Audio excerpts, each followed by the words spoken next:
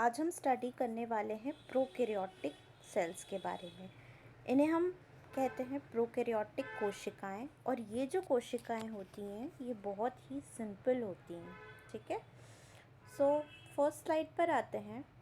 Simple होते हैं ये, यूनिसेलुलर ऑर्गेनिजम्स में ये पाए जाते हैं। मतलब प्रोकैरियोटिक सेल्स क्या होते हैं? यूनिसेलुलर। और यूनिसेलुलर का मतलब होता है कि ये एक कोशिकीय होते हैं। इनमें ट्रू न्यूक्लियस नहीं होता है। न्यूक्लियस का मतलब होता है केंद्रक, और इनमें जो केंद्रक होता है वो अनुपस्थित होता है। मतलब जो इनका जेनेटिक मटेरियल या अनुवांशिक पदार्थ होता है वो इनके साइटोप्लाज्म में ही पाया जाता है। ठीक है, फिर नेक्स्ट पॉइंट ये है कि इनमें मेम्ब्रेन बाउंड ऑर्गेनेलीज, मतलब ऐसे कोशिकांग जिनमें मेम्ब्रेन्स उपस्थित होते हैं, वो प्रोकैरियोटिक कोशिकाओं में नहीं पाए जाते हैं। प्रोकैरियोटिक मतलब प्रिमिटिव सेल्स। ठीक है, अब ये फर्स्ट लाइफ फॉर्म्स थे जो कि 3.5 बिलियन ईयर्स अगो पाए गए थे। अब हम इसके की फीचर्स की अगर बात करें तो इनमें क्या प्रेजेंट होता है? इनमें प्रेजेंट होता है न्यूक्लियोइड। अब न्यूक्लियोइड क्या होता है? ऐसा डीएनए जो फ्री फ्लोटिंग फॉर्म में होता है। मतलब जो भी कोशिका है उसमें फ्रीली एक डीएनए घूमता रहेगा, उसे हम बोलेंगे न्यूक्लियोइड। ये इनक्लोज्ड नहीं होता है, मतलब इनके ऊपर कोई भी मेम्ब्रेन उपस्थित नहीं होता है। फिर इनमें क्रोमोसोम्स पाए जाते हैं। क्रोमोसोम का मतलब होता है गुणसूत्र। ये क्रोमोसोम सिंगल होते हैं, मतलब सिंगल फॉर्म में ये पाए जाते हैं, और इनका जो डीएनए होता है वो सर्कुलर डीएनए भी होता है। अब अगर हम सर्कुलर डीएनए की बात करें तो सर्कुलर डीएनए जो है वो प्लाज्मिड कहलाता है। ठीक है, प्लाज्मिड को हम एक्स्ट्रा क्रोमोसोमल डीएनए भी बोलते हैं, और ये एक ऐसा डीएनए है जो जेनेटिक इंजीनियरिंग में काम आता है।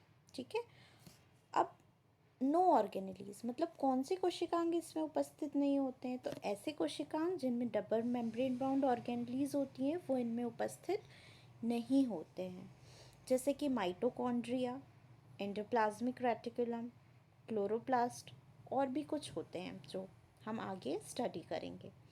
नेक्स्ट हम सेल वॉल की बात करें तो इनकी जो सेल वॉल होती है वो यूजुअली काय की बनी होती है? पेप्टिडोग्लाइकैन की। ये हमने बैक्टीरियल सेल वॉल की बात करी, ये बनी होती है पेप्टिडोग्लाइकैन की। ठीक है, फिर हम नेक्स्ट स्लाइड पर आते हैं। Structure of prokaryotic cell. अब प्रोकैरियोटिक सेल के स्ट्रक्चर की अगर मैं बात करूं तो इसमें प्रेजेंट होता है कैप्सूल।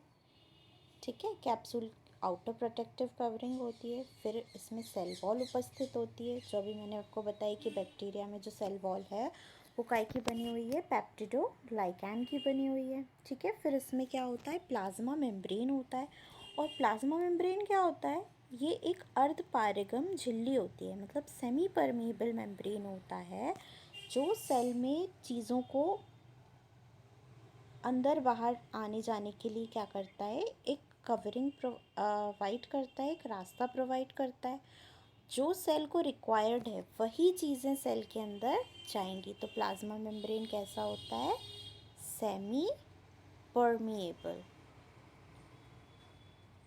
ठीक है, फिर इसमें न्यूक्लियोइड प्रेजेंट होता है। अभी हमने स्टडी किया ही न्यूक्लियोइड क्या होता है। राइबोसोम्स प्रेजेंट होते हैं। राइबोसोम्स का काम होता है प्रोटीन सिंथेसिस करना, मतलब ये क्या करते हैं? प्रोटीन को बनाते हैं, सिंथेसाइज करते हैं। इसमें पिलाएं उपस्थित होती है जो सरफेस से अटैच होती है, और यूजुअली ये क्या होती है? रिप्रोडक्शन में काम आती है।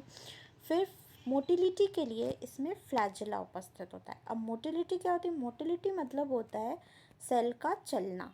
तो जो सेल्स चलते हैं उनके लिए क्या, उनमें क्या उपस्थित होता है? फ्लैजेला। अब फ्लैजेला भी भाई अलग अलग प्रकार के होते हैं, हम आगे के वीडियोस में जानेंगे। देन इनमें क्या होता है? प्लाज्मिड होता है। प्लाज्मिड मैंने आपको बताया ही कि ये रिंग शेप का होता है, सर्कुलर होता है, और इसे हम क्या कहते हैं? Extra chromosomal DNA. Then next slide पर आ जाते हैं। Functions of prokaryotic cells. तो प्रोकैरियोटिक सेल्स क्या करते हैं? मेटाबॉलिज्म को मेंटेन करते हैं, मतलब न्यूट्रिएंट्स का ब्रेक डाउन करते हैं। रिप्रोडक्शन की प्रोसेस बाइनरी फिजन के माध्यम से होती है।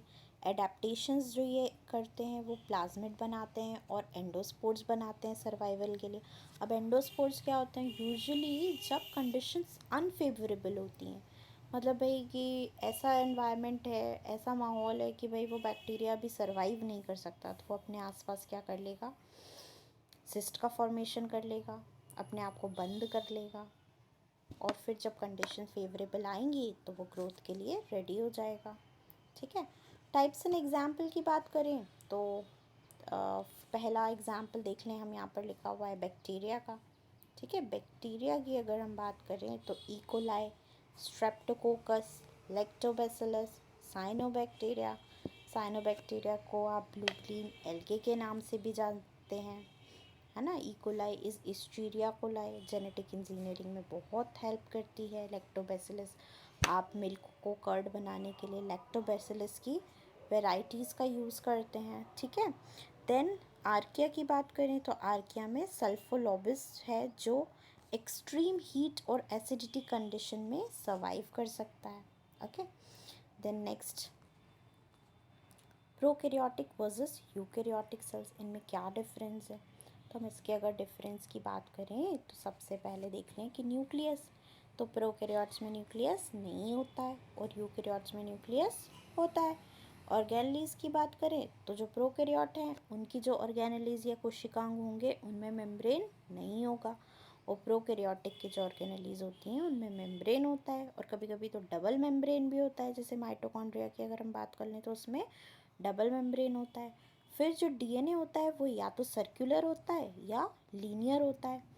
एग्जाम्पल्स हम देख लें, बैक्टीरिया और आर्किया जो हैं, बैक्टीरिया और आर्किया जो हैं क्या हैं? ये प्रोकैरियोटिक्स हैं, और जो हमारे एनिमल्स और प्लांट हैं ये यूकैरियोटिक में अंदर आते हैं।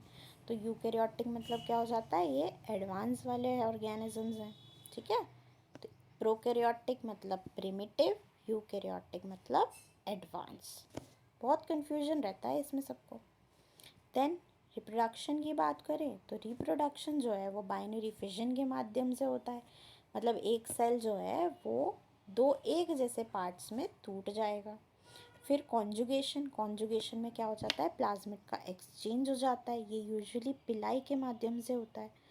ठीक है। फिर ट्रांसफॉर्मेशन, ट्रांसफॉर्मेशन का मतलब है uptake of DNA from environment, वातावरण से डीएनए का अपटेक करना इस transformation. Then next is transduction, तो ट्रांसडक्शन वाया वायरसेस होता है, वायरसेस के माध्यम से होता है। और बैक्टीरियोफेज सुना होगा, वो जो है वो ट्रांसफॉर्मेशन की प्रोसेस में, ट्रांसडक्शन की प्रोसेस में हेल्प करता है। ठीक है। देन नेक्स्ट हम देख लें प्रोकैरियोटिक सेल के स्ट्रक्चर को। तो स्ट्रक्चर हम शुरू करते हैं सबसे पहले फ्लैजिला। फ्लैजिला या फ्लैजिलम ये सेल को क्या करता है? मोटिलिटी देता है, मतलब चलने की क्षमता देता है। देन हम बात कर लें प्लाज्मिड डीएनए की, तो प्लाज्मिड डीएनए जैसे कि मैंने आपको बताया कि ये एक एक्स्ट्रा क्रोमोसोमल डीएनए होता है, जो एक्स्ट्रा क्रोमोसोमल डीएनए होता है जो प्रोकैरियोटिक सेल्स में पाया जाता है। ठीक है। ये जेनेटिक इंजीनियरिंग में बहुत काम आता है, दवाइयाँ बनती हैं, वैक्सीन्स बनती हैं, है ना, उसमें। Then plasma membrane, plasma membrane क्या होता है? सेमी परमिएबल होता है, और ये एक्सचेंज ऑफ मटेरियल्स के लिए हेल्प करता है। सेल वॉल प्रोटेक्शन का काम करती है, कैप्सूल प्रोटेक्शन का काम करता है। पिलाई जो है वो कॉन्जुगेशन मतलब रिप्रोडक्शन में हेल्प करती है। राइबोसोम्स क्या करते हैं?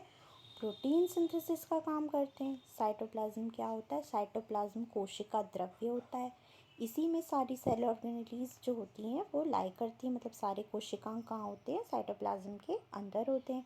देन न्यूक्लियोटाइड या डीएनए की हम बात कर लें तो डीएनए हमको यहाँ पर दिखाई दे रहा है, ये वाला, ये कैसा है? फ्री फ्लोटिंग फॉर्म में है। ठीक है। प्रोकैरियोट्स में जो डीएनए होता है वो फ्री फ्लोटिंग फॉर्म में होता है, लेकिन जो यूकैरियोटिक सेल्स में जो डीएनए होता है ना, वो हम देखें यहाँ पर, देखो यहाँ लिखा है ना यूकैरियोटिक सेल, इसका जो डीएनए होता है वो हिस्टोन प्रोटीन से बाइंड किया होता है।